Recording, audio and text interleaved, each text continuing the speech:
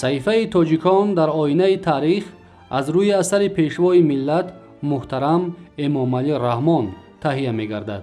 تاریخ را برای آن می آموزیم که از سرگذشت پر افتخار و عبرت آموز نیاگان آگاه شویم، سبق گیریم و این دانش ها را در ترتیب دادن نقشه معینی رشد امروز و فردای دولت و ملت کاربست نماییم.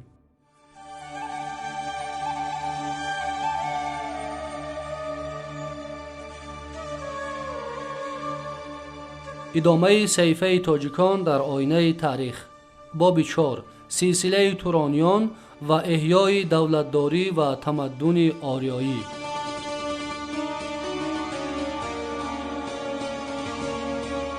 موافق روایت شاهنامه فردوسی که به حیث یکی از معتمدترین سرچشمه‌های ادبی و تاریخی اعتراف شده است، بعد سر جمشید اهل عیال و فرزندانش از تعقیب ضحاک اژدها بردوش گریخته در میان شبانان و کوههای دستنارس پناه بردند. مدت 1000 ساله که ضحاک پادشاه بود، بدی برنکی ظفر یافته اهریمن، راهنمای و مصلحتگر و دیوان و دیوسیرتان در خدمت این شاه بدمنیش خون بیگناهان را می‌ریختند، سرکشان و نافرمانان را می‌کشتند. کاوه آهنگر به رمز دادخواهی بیرق چرمین را سر نیزه بسته همراه مردم دلازرده و ستم دیده به نشیمنگاه فریدون آمدند که از نژاد شاهان آریان زمین بوده نسبش به طهماسپ دیوبند می‌رسید. فریدون از بیرق چرمین فالینه گرفته آن را با متاعهای گرانبهای و زر و گوهر آراست و آن را درفش کاویانی نامید. با فرمایش فریدون آهنگران بهترین گرز ریختند که سر گرز شبیه سر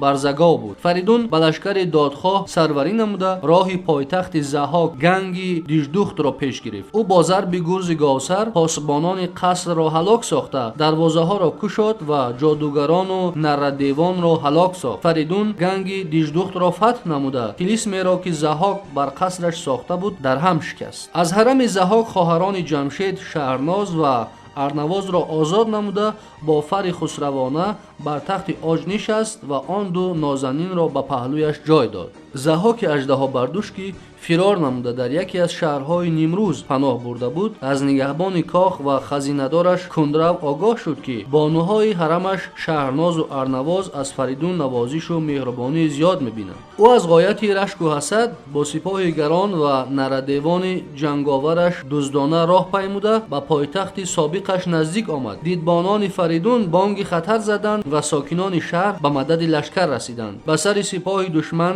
از بالای دیوارهای دیژ و بام‌های بلند سنگ و خیش می‌بارید. ضحاک از غایت رشک میسوخت، در عین جوش و جنگ از لشکر جدا شده با کمان به کنگره کاخ برآمد و به قصد نازنینان به سوی قصر شتافت. فریدون از قصد نوجوانمردانه ضحاک آگاه شده رقیب شوم را به گرز گاوسر زده یکسان خاک کرد. سپس با پیک و هدایت فرشته سروش فریدون کمند از چرم شیر بافانده با وی هر دو دست و میان ضحاک را به ستون چنان محکم بست که به کشیدن آن زور فیل هم نمی رسید.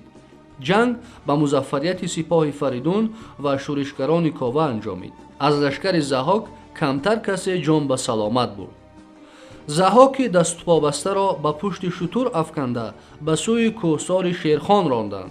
در آن جانب وی را به دماوند بردند و بر تنه کوه میخهای آهنین زده از دو دستش به آن میخها آویختند. آنجا وی مدتی دراز با عذاب عظیم آویزان مانده خونش قطره قطره به زمین چکیده عاقبت طعمه مرگ پرننگ و نکبت گردید. ناگفته نماند که از روی روایت شاهنامه پادشاهی فریدون 500 سال بود. او راه نیکی پیش گرفت و بنیاد بدی و بدکرداری را برهم زد.